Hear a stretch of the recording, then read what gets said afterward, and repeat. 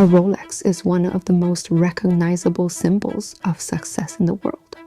From boardrooms to nightclubs, the watch has become shorthand for wealth. But among the people who truly understand status, the watch itself was never the signal, because anyone with enough money can buy a Rolex. What's much harder to buy is access. Rolex didn't become a status symbol by accident. For decades, the brand positioned itself at the intersection of achievement, reliability, and prestige. Explorers wore them to the top of Everest. Divers wore them to the bottom of the ocean. Presidents wore them in the Oval Office. Over time, the watch became more than a timepiece. It became a signal that you had made it. But the paradox of status symbols is that the moment everyone recognizes them, they begin to lose their power, because true status has always depended on something more subtle. Not visibility, but exclusivity. Today, Rolex produces roughly 1 million watches every year, which sounds exclusive until you realize how many people in the world can afford one. Yet despite this production scale, certain Rolex models remain almost impossible to buy at retail. Walk into an authorized dealer and ask for a Daytona or a Submariner, and the answer is often the same. There's a waiting list. But that waiting list isn't really about time. It's about relationships. Luxury brands have long understood something fundamental about status. Scarcity alone creates desire, but controlled access creates power. Behind the polished glass counters of luxury boutiques is a system that most customers never see.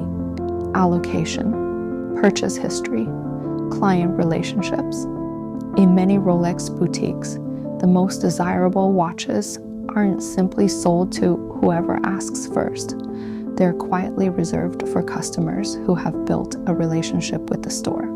Customers who have spent years purchasing jewelry, watches, and other pieces. In other words, access is earned, not through money alone, but through proximity to the system. And this is where the nature of status begins to change, because the signal is no longer the object itself. The signal is your ability to obtain it. Sociologists have studied status symbols for over a century. One pattern appears again and again.